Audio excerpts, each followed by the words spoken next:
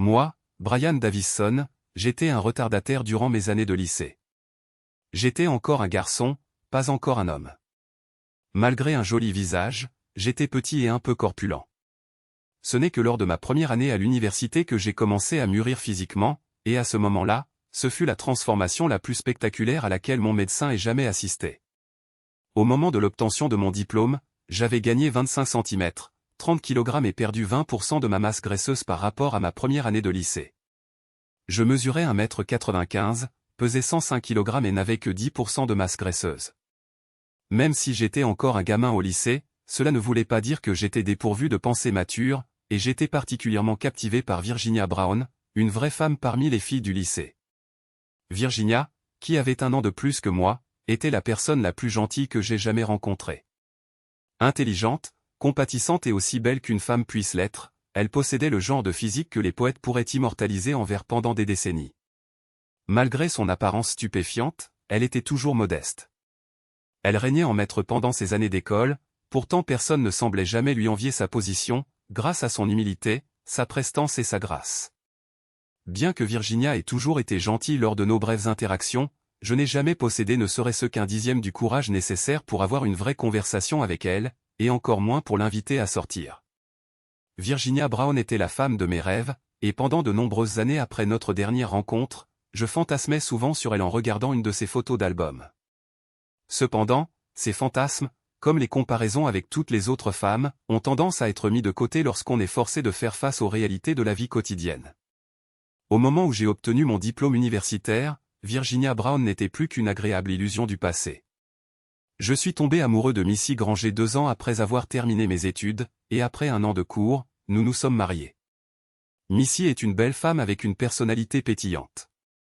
La meilleure façon de la décrire est peut-être de la comparer à un feu d'artifice. Son énergie débordante peut être soit sa plus grande force, soit sa plus grande faiblesse, selon la situation. C'est une qualité fantastique lors de réunions sociales ou de négociations commerciales, mais beaucoup moins désirable lorsqu'elle perçoit un manque de respect ou une insulte, même si ce n'était pas intentionnel. Comme elle est également attirante, décomplexée au lit, intelligente et généralement agréable à vivre, je n'ai jamais eu beaucoup de mal à tolérer ses crises occasionnelles ou ses moments d'humiliation publique. Du moins, jusqu'au jour où un seul commentaire, faisant référence à la femme de mes fantasmes passés, a malencontreusement échappé à mes lèvres. Il y a environ 2 ans, peu après notre mariage avec Missy, je suis arrivé un vendredi soir à une fête grouillant de jeunes gens d'une vingtaine d'années, et j'avais une faim de loup. Je n'avais rien mangé pendant plusieurs heures avant l'événement et j'espérais qu'on me serve un repas substantiel. Il s'est avéré que la seule nourriture disponible consistait en les habituelles collations sans intérêt, celles que j'évite généralement afin de maintenir mon pourcentage de masse graisseuse à 10%. Cependant, il y avait aussi des cocktails à base de rhum dangereusement puissants, et compte tenu de l'atmosphère conviviale de la réunion, j'ai fini par en consommer beaucoup trop. En conséquence, je me suis retrouvé ivre pour la 2e fois de ma vie. Bien que mon souvenir des événements et des conversations de la soirée soit un peu flou, Missy, elle, s'est apparemment souvenue de tout très clairement. Un individu mal avisé a eu l'idée brillante d'organiser un jeu dans le salon. Le jeu, comme il s'est avéré, était un jeu de société produit professionnellement avec un titre du genre scénario gênant, du moins selon l'interprétation de notre hôte. Les règles étaient les suivantes, une personne piochait une carte portant une question et posait cette question à une autre personne. Chaque question était conçue pour susciter une réponse maladroite ou inconfortable. La personne interrogée pouvait soit répondre à la question, soit refuser de répondre et répondre à la question de la carte suivante, soit la transmettre à quelqu'un d'autre.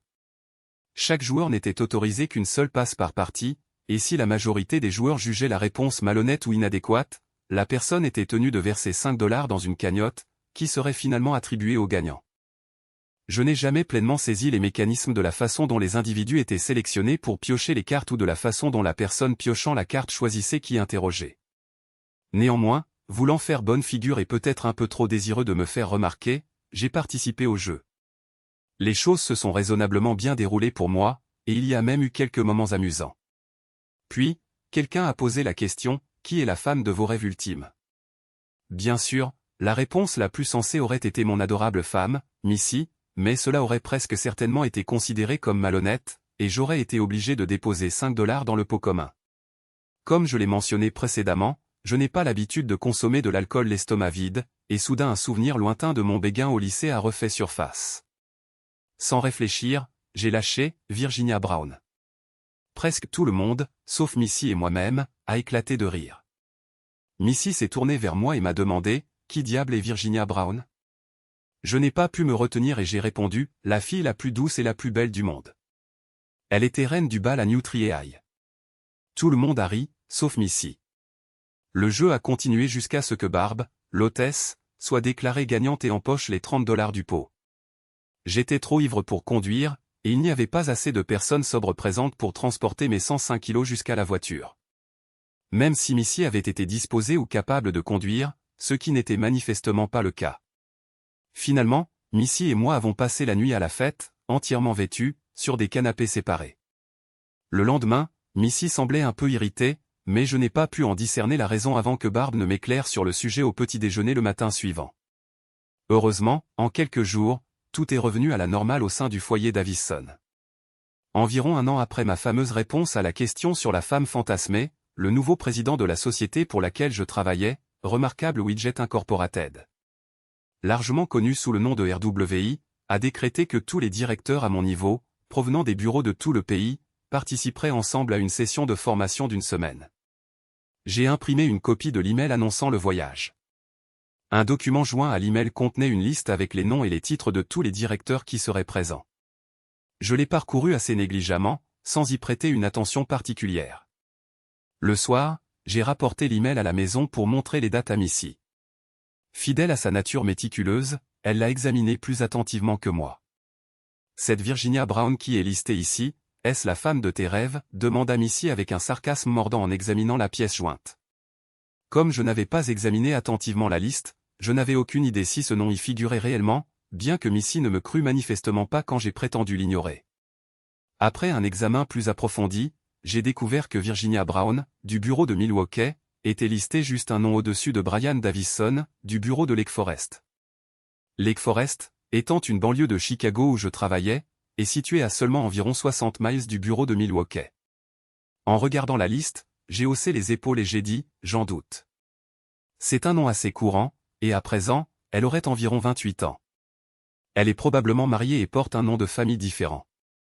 Pourquoi ? Parce qu'elle est si attirante, rétorqua Missy. Quelle attitude est-ce là, demandai-je. N'est-elle pas la femme de tes rêves, grogna à nouveau Missy. Ce que j'avais espéré être un désaccord mineur a dégénéré en quelque chose de bien plus sérieux. Ce soir-là, lorsque j'ai tenté d'initier une intimité, Missy m'a froidement repoussé et a commenté « Je ne veux pas être ta maîtresse par procuration. » Zut, Virginia. Après avoir regardé le dos de Missy avec une colère grandissante pendant une demi-minute, j'ai attrapé mon oreiller, me suis levé brusquement du lit et suis allé dormir dans la chambre d'amis. C'était seulement la deuxième nuit de notre vie conjugale que nous nous couchions fâchés. Seulement cette fois, contrairement à la fois précédente, je n'avais aucune intention de m'excuser. Pendant toute la semaine précédant mon départ, notre relation est restée cordiale, bien que légèrement tendue. À tout le moins, Missy n'a plus évoqué le sujet d'être une maîtresse par procuration, et nous avons même eu une activité sexuelle 2 nuits avant mon départ. Je ne suis pas tout à fait certain de la raison pour laquelle je l'ai fait, mais au cours de ces 2 rencontres, j'ai tout donné, et le lendemain matin, j'avais transformé Missy et moi-même en braise incandescente. Le baiser d'adieu de Missy fut bref et superficiel, mais j'ai résolu de ne pas laisser sa négativité m'affecter. J'étais convaincu que je reviendrais avec une photo d'une Virginia Brown différente, pas celle avec qui j'étais allé au lycée. Et j'espérais sincèrement que la Virginia Brown qui travaillait chez RWI aurait 50 ans, 20 kilos de trop et serait couverte de verrues faciales. Au moment où je suis arrivé dans la région des Border Lakes, dans le nord du Minnesota, la plupart des autres directeurs de RWI étaient déjà présents. J'ai reconnu 4 des 20 participants attendus. Malheureusement, l'une des personnes que j'ai reconnues était Virginia Brown. Malgré mon espoir qu'il s'agisse d'une Virginia Brown différente, une personne en surpoids, c'était bien la femme de mes rêves. Encore plus malheureux était le fait que, si une telle chose était possible, elle semblait encore plus attirante qu'au lycée. Le seul coup de chance était qu'elle ne me reconnaissait pas. Et comment le pourrait-elle ? J'étais devenu grand, musclé et en forme, bien loin du gamin petit, joufflu et mollasson du lycée New Trier. Toujours aussi chaleureuse et avenante, Virginia devint rapidement le centre d'attention du groupe. Pendant les 2 premiers jours, j'ai remarqué qu'elle jetait des coups d'œil dans ma direction, tantôt avec une expression perplexe, tantôt avec un sourire, mais j'ai fait tout ce qui était en mon pouvoir pour éviter tout contact visuel. Il était incroyablement difficile de réprimer mes fantasmes à son sujet, surtout quand elle portait, heureusement pas tout le temps, des shorts Daisy du coup des bas de bikini qui mettaient en valeur ses longues jambes et son fessier ferme. Le troisième jour, le barrage a fini par céder. Après avoir tiré nos canoës sur la rive et fait une pause pour déjeuner, j'ai cherché un rocher pour m'asseoir dans un endroit calme et isolé. Je m'étais à peine installé que la déesse est apparue, souriant largement. « Brian, c'est bien ça ?» a-t-elle demandé en souriant, s'asseyant à côté de moi et étendant ses jambes magnifiques devant elle. « Oui, Virginia, c'est bien ça », ai-je répondu, heureusement moins pâteau qu'au lycée. « Tu sais, Brian » a-t-elle gloussé, « j'essaie de comprendre pourquoi ton visage me semble si familier, et je crois que j'ai trouvé. » « Vraiment » ai-je répondu faiblement. Je connaissais un Brian Davison du lycée New Trier à Winnetka, dans l'Illinois. « Est-ce que ce serait toi ?» « J'ai fréquenté New Trier, oui » ai-je déclaré. « Et toi ?»« Oui, moi aussi. »« Tu te souviens de Virginia Brown ?»« C'est moi. »« Je crois que j'étais une classe au-dessus de toi. » J'ai compris que j'étais démasqué et j'ai feint l'ignorance, faisant semblant de ne pas l'avoir reconnue dès le début. « Ah oui, tu me semblais familière. »« Tu étais Pom-Pom Girl ou quelque chose comme ça, non ?» ai-je répondu faiblement. Après ça, nous avons bavardé comme de vieux amis, et j'ai lutté pour garder un magazine sur mes genoux afin de dissimuler l'érection intempestive qui s'était formée dans mon entrejambe. Elle a fait plusieurs commentaires sur ma transformation physique et sur mon allure musclée, ce qui m'a probablement fait rougir abondamment. Malheureusement, Virginia a commencé à me traiter avec beaucoup plus de chaleur que les autres hommes du voyage, se donnant la peine de s'associer à moi lors des exercices de team building et de me choisir comme compagnon pour les excursions en canoë. Les excursions en canoë étaient particulièrement pénibles. Elle était assise à l'avant du bateau, ce qui me donnait une vue imprenable sur son postérieur impeccable et ses cheveux dorés qui cascadaient sous son casque. Et pendant les pauses, eh bien, je pouvais admirer le reste de son physique parfait, aussi. En fait, encore plus inconfortable que les sorties en canoë étaient les exercices de team building, en particulier les exercices de confiance, où elle se laissait tomber en arrière et comptait uniquement sur moi pour la rattraper. Ces exercices de confiance aboutissaient souvent à ce que mes mains frôlent involontairement sa poitrine sublime, ce dont elle ne s'est jamais plainte. Au lieu de cela, elle se contentait de sourire en coin, consciente que j'étais sincèrement soulagé quand tout était fini. Bien sûr, avoir une activité sexuelle pendant le voyage aurait été totalement inapproprié, voire physiquement impossible, pour de nombreuses raisons, dont la moindre n'était pas que j'étais marié. Virginia savait que j'étais marié, et pourtant elle n'a jamais donné la moindre indication qu'elle avait elle-même un mari. En fait, je l'ai entendu le nier au moins 2 fois. Elle était extrêmement aguicheuse.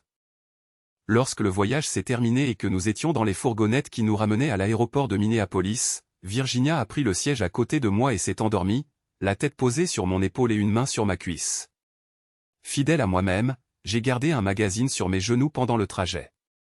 À l'aéroport, Virginia m'a fait un câlin d'adieu d'une durée excessive et m'a dit « On devrait se revoir quand on sera rentré chez nous. Tu n'es qu'à 80 km de chez moi. » Je suis sûr que Missy adorerait ça, ai-je répondu, faisant de mon mieux pour insinuer que toute relation serait strictement platonique. Quand je suis arrivé à la maison, la toute première question que Missy m'a posée, de manière directe, sans aucune prétention ni introduction, a été « Alors, Virginia Brown était la femme de tes rêves. Tu peux laisser tomber, s'il te plaît ?» On en a déjà parlé, ai-je dit. Un commentaire imprudent fait alors que j'étais ivre pour la 2e fois de ma vie ne devrait pas être traité comme un évangile. Oui, j'avais un béguin pour elle au lycée, mais je suis marié à l'amour de ma vie, et je suis un adulte maintenant. Je n'ai aucun sentiment pour elle. Cependant, ai-je ajouté, en étant un peu sec, pour répondre à ta question, oui, c'était bien cette Virginia Brown du lycée New Trier, et oui, elle est toujours sacrément bien foutue. Tu as réussi à coucher avec elle, a rétorqué Missy. D'où ça sort, ça, ai-je répliqué. Non, je n'ai pas couché avec elle, je ne l'ai pas touchée et je ne l'ai pas embrassée. Je suis marié avec toi, et je ne trompe pas. Après avoir échangé quelques autres amabilités, j'ai essayé de désamorcer la situation, avec un succès limité. Au moins, j'ai convaincu Missy de dîner avec moi, et ce soir-là, j'ai réussi à la persuader de venir au lit. J'ai fait de mon mieux pour démontrer ma fidélité en lui donnant près d'une douzaine de raisons d'y croire. Pendant plusieurs semaines, tout était calme au sein du foyer Davison, jusqu'à ce que la situation dégénère complètement. Le PDG de RWI, un homme avisé, avait envoyé à chaque participant un album photo du voyage rempli de clichés de notre petite aventure. Malheureusement, Missy est rentrée à la maison avant moi, a pris le courrier, ouvert l'enveloppe contenant l'album et l'a parcouru, en analysant méticuleusement tout le voyage. Hormis le trajet en camionnette jusqu'à l'aéroport et les trains spontanés de Virginia à notre arrivée, je l'ai probablement touché 3 ou 4 fois, tout au plus. Bien sûr, sur l'une des photos, je lui tenais la main alors qu'elle sortait d'un canoë qui n'était pas correctement amarré au rivage, et elle affichait un large sourire. Il y avait d'autres photos de nous deux ensemble, sans que nous nous touchions pour autant. Malgré tout, les photos étaient de haute qualité et mettaient indéniablement en valeur la beauté de Virginia. Quand je suis rentré à la maison ce jour-là, le jour même où l'album est arrivé, Missy était introuvable. Mais sur la photo où je l'aidais à sortir du canoë, elle avait collé un post-it sur lequel on pouvait lire « On dirait que tu as au moins couché avec elle dans ta tête ». Missy n'est pas rentrée à la maison ce soir-là, mais je n'ai même pas pris la peine de l'appeler sur son portable, estimant que si elle était en colère à cause des photos, j'étais encore plus en colère contre elle pour son manque de confiance et son attitude absolument insupportable. Je savais exactement où cela allait mener. Mais une chose était claire. Si son comportement ne changeait pas, cela finirait mal. J'ai laissé l'album photo là où il était quand je suis rentré et j'ai fait de même le lendemain matin en partant au travail. Quand je suis revenu le lendemain soir, Missy n'était toujours pas là. Il fallait régler ça une bonne fois pour toutes. Soit elle changeait complètement d'attitude, soit je demandais le divorce.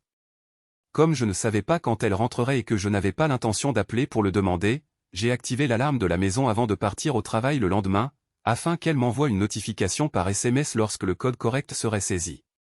Le lendemain, juste avant midi, j'ai reçu une notification indiquant que quelqu'un avait désactivé l'alarme de la maison. C'était évidemment Missy. Elle était la seule à avoir la clé et le code. J'ai immédiatement pris ma voiture et suis rentré à la maison. La voiture de Missy était dans l'allée, et une autre voiture était garée dans la rue. Je suis entré dans la maison discrètement et j'ai immédiatement remarqué des vêtements éparpillés dans l'escalier et des sons étouffés provenant de l'étage. J'ai pris une profonde inspiration, j'ai sorti mon iPhone, je suis passé en mode vidéo et j'ai commencé à filmer. En montant les escaliers, je n'arrivais pas à y croire. Ou peut-être que si. Missy était là, complètement nue sur notre lit, pendant qu'un crétin la chevauchait. J'ai lentement tourné autour d'eux, en filmant tout, en m'assurant que leurs deux visages soient clairement visibles. Finalement, l'idiot m'a remarqué et a crié « Qu'est-ce que tu fous ?» Missy s'est tournée vers moi et a hurlé. Aussi calmement que possible, mais avec autant de sarcasme que je pouvais rassembler, j'ai dit « Ne faites pas attention à moi, je fais juste mes valises. » J'ai sorti une valise du placard et j'ai glissé mon iPhone, qui filmait toujours, dans ma poche. Pendant que je jetais des vêtements dans la valise, les deux tourtereaux s'étaient apparemment séparés. Missy a commencé à crier « Alors toi, tu as le droit de coucher avec ta femme de rêve, mais moi, je n'ai pas le droit de m'amuser un peu. » Je l'ai ignoré. Ce connard s'est approché de moi, toujours complètement nu, et a dit « Je veux que tu supprimes cette vidéo », tout en me saisissant par le bras. J'ai repoussé sa main et, avec le regard le plus féroce que je pouvais produire, j'ai aboyé « Touche-moi encore une fois, connard, et je ferai en sorte que tu chantes en soprano. Retourne auprès de ton adultère. » Puis j'ai continué à faire mes affaires. Environ 20 secondes plus tard, j'ai entendu un pistolet s'armer, et l'idiot a dit « Donne-moi ton téléphone, ou je te fais sauter les couilles. » Je me suis retourné et je l'ai vu tenir ce qui ressemblait à un pistolet de 9 mm. Il ne réfléchissait clairement pas parce qu'il était beaucoup trop près pour que ce pistolet me fasse peur. J'ai fait semblant d'avoir peur et d'être nerveux et j'ai dit quelque chose comme « S'il te plaît, ne tire pas, tout ce que tu veux », en sortant mon iPhone, qui filmait toujours, de ma poche avec des mains tremblantes, en m'assurant qu'il capture clairement son image debout là, avec le pistolet pointé sur moi. Ironiquement, ma main tremblante a accidentellement fait tomber le téléphone sur la moquette à environ un demi-mètre à ma gauche et à sa droite, et alors que ses yeux le suivaient, je me suis jeté sur lui. J'ai attrapé la main du bâtard qui tenait le pistolet. Je crois que j'ai entendu Missy crier en arrière-plan, et j'ai tourné le pistolet vers lui, en le plaquant au sol. J'ai appuyé sur la détente alors que le pistolet était toujours au-dessus de sa main, et il a tiré directement dans son épaule gauche. Alors que nous tombions au sol, le bruit du coup de feu était assourdissant, et il a fait un grand trou dans son épaule. Il a crié d'agonie et a lâché le pistolet. J'ai récupéré mon iPhone. Il filmait toujours et a enregistré des images de lui se tordant et criant sur le sol pendant que je donnais un coup de pied au pistolet sous le lit pour l'empêcher de l'atteindre. À ce moment-là, Missy criait et sanglotait de manière incontrôlable. J'ai fini de faire mes valises, fermé la valise, arrêté l'enregistrement sur mon téléphone et composé le 112 en descendant les escaliers. J'ai dit à l'opérateur du 112 qu'il fallait envoyer une ambulance et la police à mon adresse. Puis j'ai raccroché. Ensuite, j'ai envoyé la vidéo par mail à moi-même, à mon avocat et à mon comptable. J'ai chargé ma valise, mon ordinateur portable et quelques autres affaires de mon bureau dans le coffre de ma voiture, puis je me suis assis sur le porche, attendant d'abord les ambulanciers, puis la police. J'ai dit aux ambulanciers où trouver l'abruti et qu'il avait une blessure par balle à l'épaule gauche. J'ai informé la police que l'arme était sous le lit, donc ce salopard ne pouvait probablement plus l'atteindre, mais qu'il devait agir avec prudence. Missy a dû habiller ce crétin avec son caleçon et son pantalon parce que quand ils l'ont emmené sur la civière, il les portait, mais sans chaussettes, sans chaussures, sans chemise ni veste. Ses yeux étaient vitreux, mais je suis presque sûr qu'il m'a vu sourire et lui faire signe de la main. Au moment où les 2 premiers agents arrivés sur les lieux sont redescendus, une équipe de la police scientifique était arrivée, ainsi qu'une autre voiture de patrouille et un véhicule banalisé, qui ressemblait étrangement à celui qui était garé dans la rue. 2 agents, l'un tenant l'arme du suspect dans un sac à scellé et l'autre portant un holster d'épaule ainsi que des documents, se sont entretenus pendant plusieurs minutes avec les 2 détectives en civil avant que ces derniers ne s'approchent de moi. J'ai réactivé l'enregistrement vidéo sur mon iPhone. Que s'est-il passé en haut, a demandé l'aîné des 2 détectives. Je suis rentré à la maison et j'ai découvert ma femme en pleine activité sexuelle avec un homme que je n'avais jamais rencontré auparavant, ai-je déclaré. Je les ai filmés, et une fois qu'ils m'ont remarqué, je leur ai dit de ne pas faire attention à moi pendant que je faisais mes valises. Pendant que je faisais mes valises, ce scélérat a pointé une arme sur moi et a exigé mon iPhone. Je me suis jeté sur lui, l'ai plaqué au sol, et l'arme s'est déchargée, créant un large trou dans son épaule. Ensuite, j'ai glissé l'arme sous le lit, j'ai fini de faire mes valises et j'ai contacté le 112. J'ai tout en vidéo. Saviez-vous que cet homme était flic, a demandé le plus jeune avec un air suffisant. J'ai marqué une pause, fixant le jeune agent, puis je me suis levé et j'ai dit, changez de ton, sinon cet interrogatoire est terminé. Compris, crétin. Le jeune flic n'a pas apprécié mon hostilité, mais l'officier supérieur a semblé l'apaiser. Nous essayons simplement d'établir les faits, a-t-il dit. Pour répondre à la question du crétin, non, je ne savais pas qu'il était flic, et je ne le sais toujours pas, ai-je grogné, parce que je n'ai vu aucune preuve qu'il le soit réellement. Il ne s'est pas identifié quand il a pointé une arme sur moi et a menacé de me faire sauter l'entrejambe si je ne lui donnais pas mon iPhone. À ce moment-là, j'ai vu une femme à l'air débraillé être escortée vers l'un des véhicules de police. L'officier le plus âgé a dit, « Nous aimerions vous emmener au poste pour vous interroger. » J'ai répondu, « Très bien. Je suis garé dans l'allée. Je vais vous suivre. Nous ne pouvons pas permettre cela. Vous devrez monter avec nous. » Il a protesté. « L'un de vous peut monter avec moi si vous ne me faites pas confiance, » ai-je dit calmement. « Mais je prends ma propre voiture pour avoir un moyen de transport quand je partirai. Je ne monterai pas dans votre véhicule à moins que vous ne m'arrêtiez, et si vous le faites, je poursuivrai la ville pour arrestation illégale. » Le jeune flic a commencé à protester, mais l'officier supérieur l'a interrompu. « D'accord, » a-t-il dit. J'ai demandé au technicien de la police scientifique de fermer la maison à clé en partant et lui ai donné un double de mes clés. Ensuite, en me dirigeant vers ma voiture, j'ai envoyé par email la vidéo que j'avais enregistrée sur le porche au même destinataire que la vidéo de la chambre, et j'ai envoyé un message à mon avocat, lui demandant à quelqu'un de me rencontrer au poste, dont j'avais obtenu l'adresse auprès de l'officier supérieur pendant que je conduisais. Mon iPhone enregistrait toujours notre conversation, et je n'ai répondu à aucune question concernant l'affaire, disant à l'officier, « Je veux que tout soit enregistré en vidéo au poste. » Mais nous avons bavardé de manière informelle sur le fait que les Bears n'avaient toujours pas de quarterback ni de jeu de passe, et que les Cubs avaient du mal au bâton dans la salle d'interrogatoire. J'ai insisté pour attendre mon avocat et pour recevoir une confirmation écrite que l'intégralité de l'interrogatoire serait enregistrée avant de commencer. Une spécialiste du droit pénal du cabinet de mon avocat est arrivée dans les 5 minutes, et nous avons commencé. Elle avait déjà téléchargé la vidéo de la chambre sur son téléphone et l'avait connectée à un projecteur qu'elle avait apporté. J'ai été très impressionné par sa préparation et les projeter sur le mur de la salle d'interrogatoire pour les 3 flics présents, l'officier supérieur en civil, l'assistant du chef de la police et un agent des affaires internes. Mon avocat a passé la vidéo de la chambre 3 fois, une première fois sans mes commentaires, une deuxième fois avec, et une troisième après de nombreuses questions et des explications supplémentaires. En 2 heures, ils avaient posé toutes les questions légitimes qu'ils pouvaient. Quand l'interrogatoire a connu un temps mort, j'ai pris le taureau par les cornes et j'ai dit, « Très bien, je m'en vais. Je dois trouver un appartement. Je veux que le détective Frank McHale, l'officier de police et l'amant de ma femme, soit accusé d'agression avec une arme mortelle, surtout que la vidéo de la chambre montre clairement qu'il ne s'est jamais identifié comme policier. » Les officiers ont gémi, mais la femme des affaires internes a acquiescé et a dit « oui ».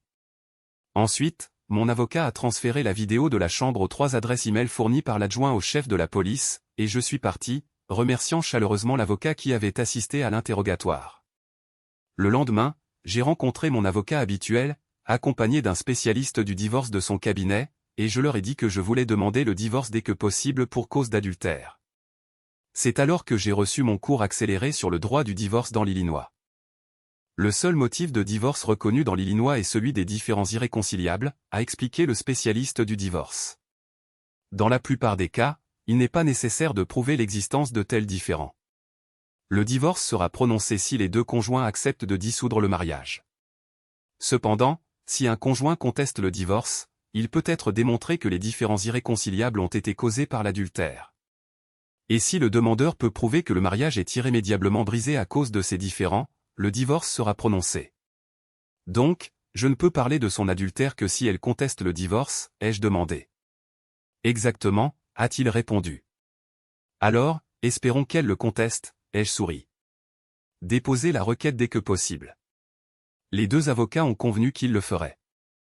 J'ai rapidement trouvé un appartement meublé non loin de mon bureau. Par l'intermédiaire de mon avocat, j'ai officiellement notifié à Missy que je ne paierai plus les mensualités de l'hypothèque ou les factures de service public de la maison, à moins qu'elle n'accepte immédiatement de la mettre en vente. Après plusieurs semaines sans communication, hormis son post-it dans l'album photo et les cris quand je l'ai surprise, Missy a finalement décidé de me gratifier d'une conversation. 2 semaines après avoir été notifiée, elle a laissé 4 messages vocaux et envoyé 5 SMS avant que je ne réponde par un message énigmatique, toute communication passe par les avocats. Ne me contactez plus jamais directement. Ma prière a été exaucée lorsque Missy a décidé de contester le divorce. J'ai immédiatement demandé à mes avocats de soumettre un DVD de la vidéo de la chambre, une copie du rapport de police et un document formel l'accusant d'adultère. Missy a commis une autre erreur en demandant à son amie Cathy de m'appeler dans une tentative stupide de me faire lui parler. Quand Cathy a dit « Eh bien, Missy m'a dit que tu l'avais aussi trompée avec cette Virginia Brown. » J'ai répondu « Cathy, je vais devoir te rappeler. Quel est ton numéro ?» La raison pour laquelle j'ai rappelé Cathy, c'est que je voulais enregistrer la conversation, ce qui impliquait d'utiliser mon téléphone professionnel, pas mon portable, car il avait une fonction d'enregistrement d'appel intégrée. Quand je l'ai rappelé, Cathy a révélé tous les détails de ce que Missy lui avait dit, y compris l'affirmation que j'avais commis l'adultère avec Virginia Brown.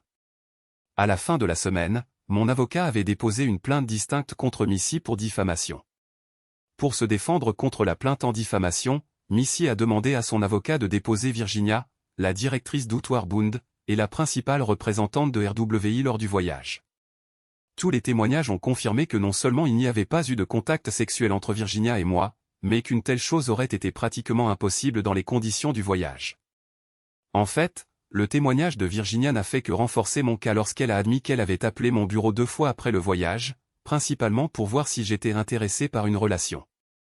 Et les 2 fois, il m'a repoussé, a-t-elle avoué.